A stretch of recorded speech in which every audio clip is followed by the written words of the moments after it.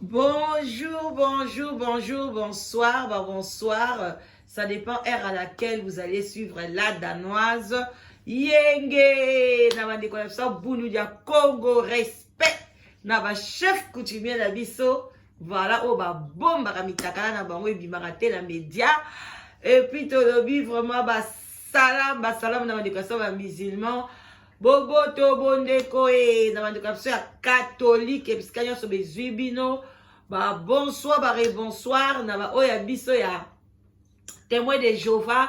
En tout cas, bambote belé bande konanga to ye to osaka banalise. Tant que to osaka be formation côté qui chasse to osaka banalise. Bande konanga eza ya ko yinde, eza ya ko buka, eza ya ko beba.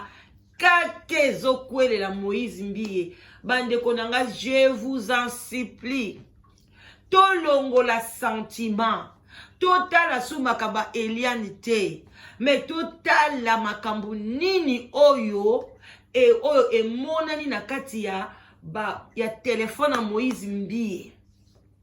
Biloko nini ba moni kuna. Bande konanga bolongo la sentiment. Tala dimanche ndenge botondi l'église à pasteur Mbiye. Boke koyoka mateya. Bande koto boite. Mais bozala peka batu. Bozala batu. Bo pesa mutu wana temps. Bo asa la repentance. Tango bino bozo koninga. Bozaka donc. En tout cas, il y a trop de sorciers. Il y a trop d'habiter, comment je vais dire, les insensés. Voilà. Voilà vraiment le terme qui convient. Oh bazana kacha Congo. Oh bazana kacha Europe. Donc, muta sali mabe bande konanga. To pesa nanu nini, to salandeni bande konanga, to linga ke, to lakisa ye ka sali mabe. Mutu moka ko boma Moïse Mbiye azate. Mutu moka ko bete azate. Mais nani ya kozwa courage. Oya ko loba na ebo eke Moïse Mbiye oza mabe, osali mabe. Eza nani, eza tata na ye ou bien maman na ye, ou bien bantourage bampaka église. Mais tant que bozo tondi sana bino église ndengwana yazo mona ke makamba zo sala ko sala ngona encore bandeko ou bien soit bino bat bokenda kuna boa bandoki problème ezate to landa ndeko mwasi o baza sur place bongo to analyser pas à longtemps.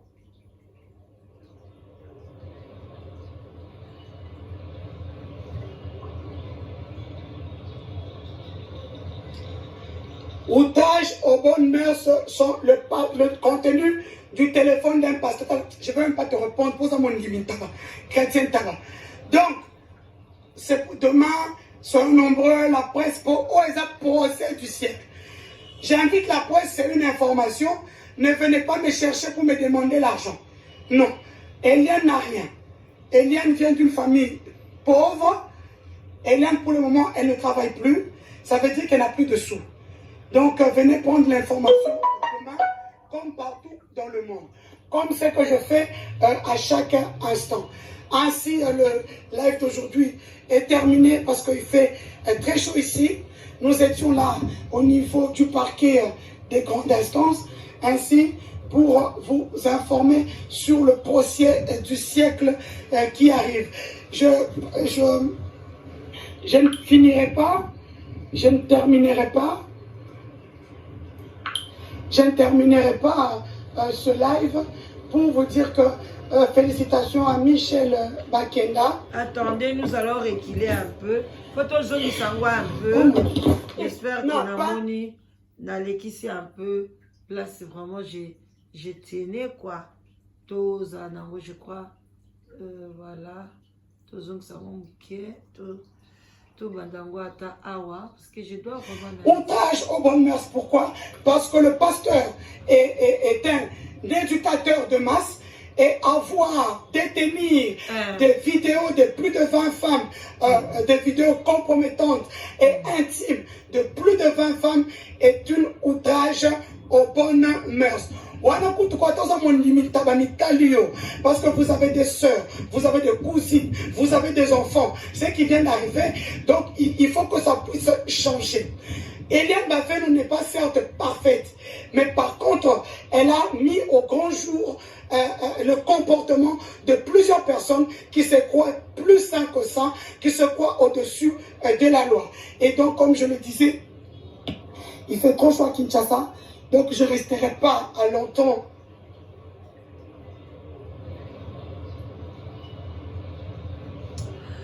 Batata mama bandeko oya biso bomoni esika vraiment etike ngai na vidéo oyo eza esika que balobi bien bel et bien ba oyo bakangaki bango ba vidéo o bango bazwaki oyo utaki pa Moïse Mbouye eza na plus de 20 femmes oyo baza mitakala na oyo baza na intime na Moïse Mbouye na kati ya ba telefone na ye bandeko na ngai ba oya biso ba oyo balinga sule baoba ba oyo balinga ba analyse sule baoba bandeko to longola sentiment to longola yango botika komona Eliane bozwa yeke o ndumba o azoluka mbongo quel que soit Eliane azandumba comme kandenge chroniqueuse na biso alobi wana quel que soit azali na mbongo te quel que soit azoluka buzz quel que soit azoluka loko nyonso ya azoluka mais na nzela ya Eliane baye komona plus de 20 femmes. On ne sait pas, il y a aussi des bébés là-dedans, on ne sait pas. Tant il y a quoi, Monique et Moïse Mbouye mutu, aza na ngozo détenir ngo na kati ya téléphone na ye. Ye mutu azali éducateur ya masse. Ye mutu alobi ke nzamba lobaki na ye ke aboma libala na ye parce que Moïse Mbouye est marié. Libala o ba considéra kana mukila lelo ezaka libala oyo tolobaka mariage coutumier. Yango nde bango mo ba pasteur batinda biso babi kende na babala o coutumierement bongo biso toyaka kopambola. Moïse Mbouye abalaka coutumierement et puis abota pena mona mwasi wana. Oh ya balaka me nzamba yeko ebisa yeke abalate est-ce que ezali kaka nzambe oyo alola eza nzambe wasala likolo na se ou bien yaza na banzambe na ye mususu bande kwa Congo botika sentiment mino bozo ke l'église à Bethel Moïse Mbouye est venu ba kosele tala balobi soki ba koselo makambo ata balobi eloko moko boye yonde muto zali osoko zanani bio zanani soki likamande ngwana ekwei bande konangai il faut kosala nyonso bo vérifier bo vandisa ye nanu bo vandise bo bi papa vanda nanu bo vandisi ete eloko moko te directement non bozana boza chaud abanda koteya bo tondisi église boza ko zoyer lokola bébé. Vraiment, c'est triste. Et ça vraiment pas si. Non, ma wabande kunangai. Et c'est sengoté. Comment vous pouvez faire des choses comme ça? Bon, ça va ma ndenge wana bande kunanga. Même ici, Eliane, si seulement si Eliane Azana est prostituée, moi je vais toujours recommencer cette parole parce que Ezo Yelanga toujours na konanga. Oui, Eliane Azandumba, Azamoyibi, Azan Yoso bozo jugeye. Mais yom tozo ko éduquer batu. Yo tele makali boso, batu bazo na problème na bango, batu bazo na esprit impudicité, bazo ko so papa, ngai masturbation moyete, sambela pona ngai, batu bazo ko yebisa yo, papa, ngai nazali comment on dit?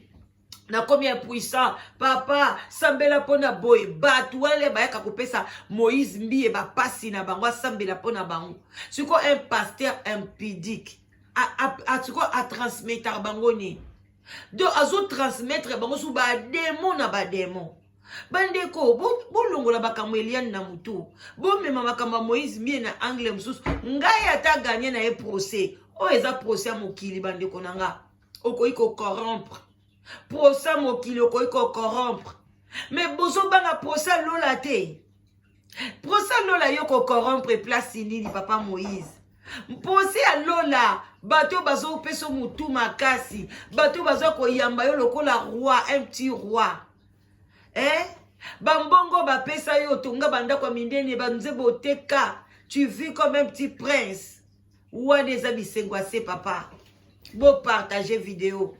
Mo bo partager et comme il a rabassé dans Zambé. Et comme il a rabassé mi ba monde a fait aux na souci. Et koko manini. Vraiment ko za pasi bande konangai. Eza pasi na mawa.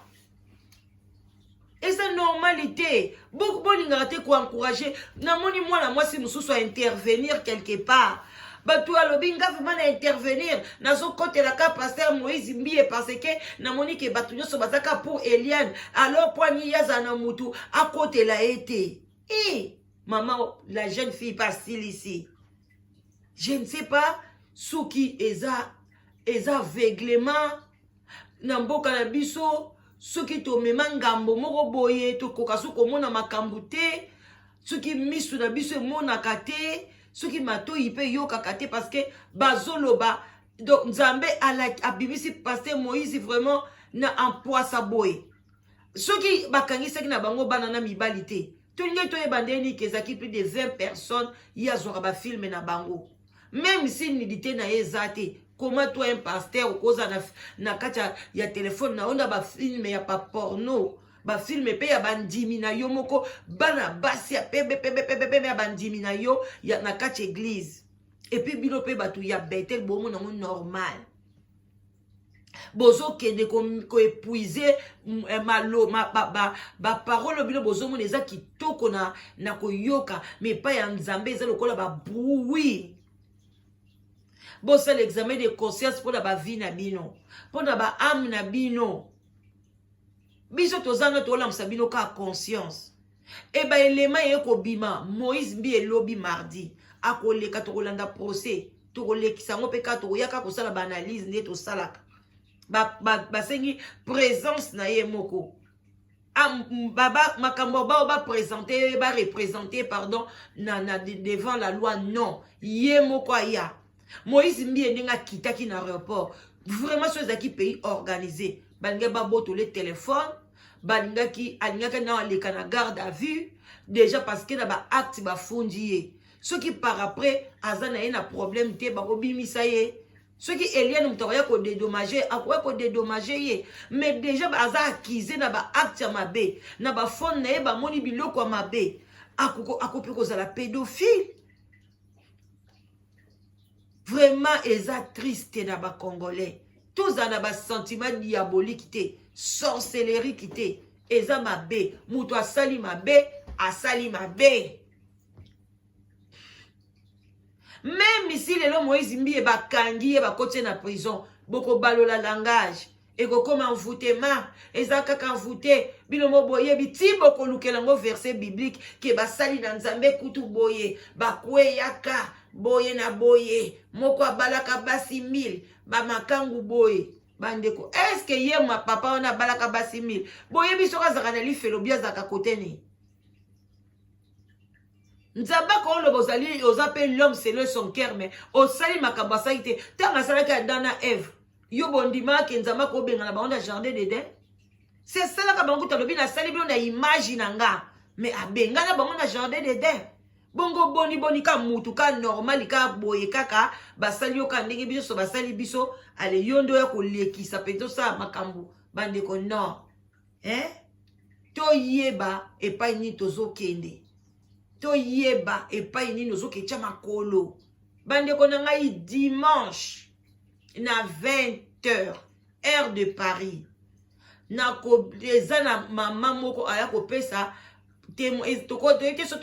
témoignage mais akoya ko panza basali na Nzambe basalai mabe bandi ko nga balingi ba bebisa balia bana donc mama wana lobia ko bomba kombote donc il est la zoe sabino déjà la bandi ba vidéo na ngani so mikolo dans doloba bino ko nandoka ko rappeler bino boye belé bo ko poser ba question les veilles donc dimanche à 20h heure de Paris.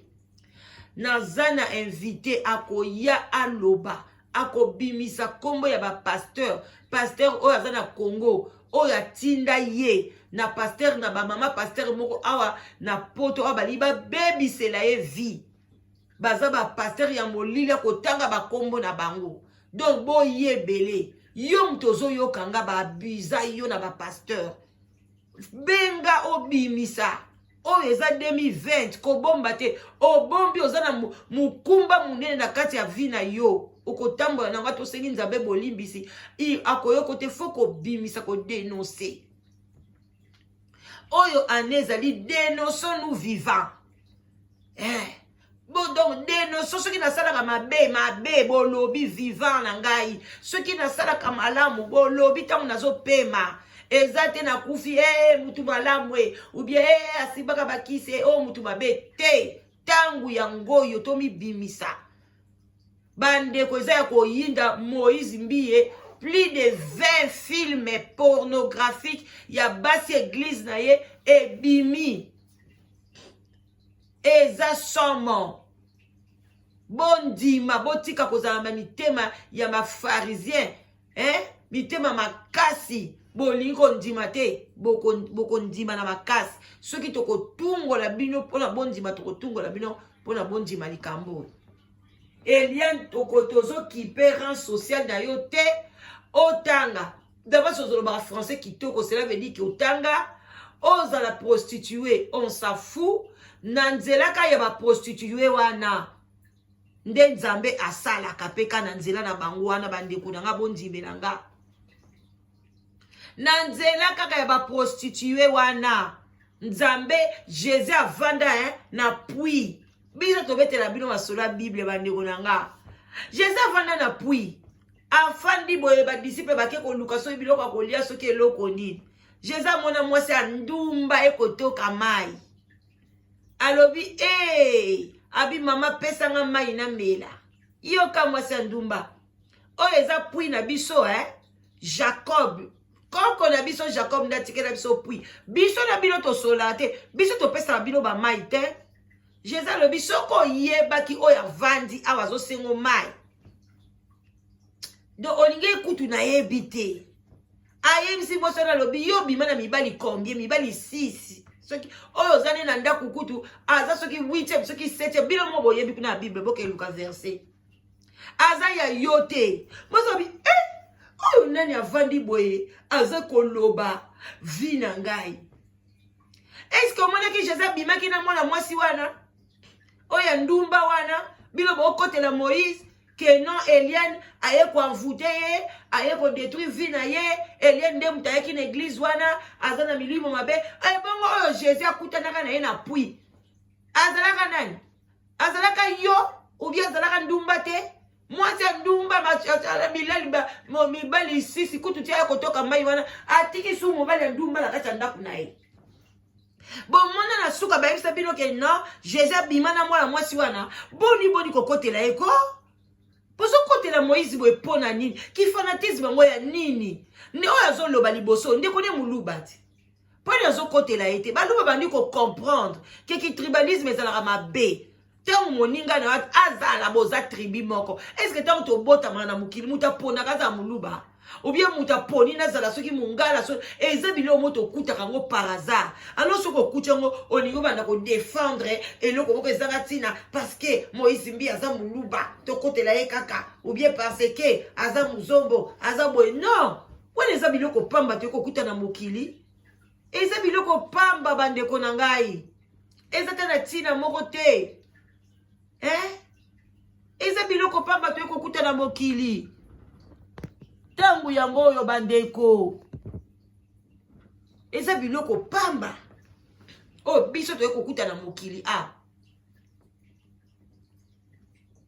Jésus alalaka bango te Jésus ko ye bala boni bandeko balobi tolanda toza exemple à Jésus Christ de Nazareth bala boni Jésus akutani na bandumba na parcours na ye mususu kuna ye abimi mwasa libala abimi baye bazoba me mabanga Jésus alobi kende mama kosa soki ndumba te tangu ye Moïse oyo ayebaki ke Eliane aza ndumba aza sirène des eaux aza soki molimo nini pourquoi pas albimisa alobaki ne mama tika kindumba Christian ye wana akei déjà akei akeloba vérité ale bindo nyonso to ekomi lokuta justice ya Nzambe ezali bande konanga soki eza tanke nzambe abimisa Moïse mbiye na poisa akoki kopesa ba milliard boko ipe koloba boko finga la danos tu parles trop boye bake Moïse akobimaka na poisa soki pe eza ta na ete mais biso na belema oyo tozwi na biloko tomoni biloko mosusu mpe batinde biso topesa bino te botika mpe konako tika mpe kopartage yango te parce que boza na teti botikala kaka na ignorance na bino wana mais un jour nzamba kotuna bino ozoki okotela diable ozoki défendre diable ole to sauver Moïse mbiye tanga komona vraiment amona ke peuple boyinga tika na se repentir yo bongo na ba président na biso ba changera te après Kabila ekomi bino sous pasi lisusu bandi kolela lisusu parce que bino mo bolinga kobetela bango maboko boni bakoma betela sous Kabila maboko zonga kaka papa pasi kuteleki tangu yo zalaki boba nina kolela na Mobutu kufa tangu Mobutu kutezalaki bien parce que bolinga kolakisa batu mabe en face te Chichi azawana bolakisa eke papa yo za mwana poto Chichi aza mwana poto quand même.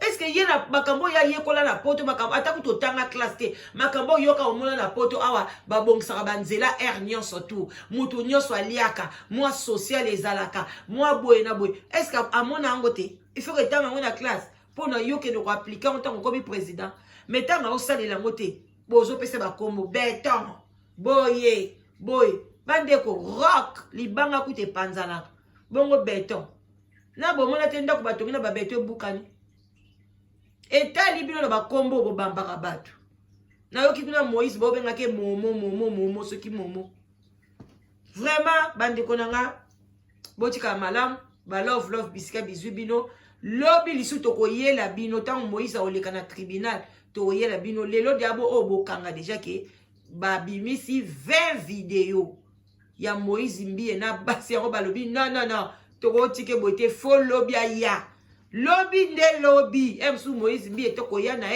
makala il faut kota baninga na ba sala kute lokote ba pasteur boyebi ba kota makala ba bimana ba défaut na maboko bongo ye oyoyo musa kolongola ka basi ba kaleson non il doit payer azala ba de kwa basi mais ayokela batuma basi mawate voilà tokutani lobby ba gros bisous bye bye.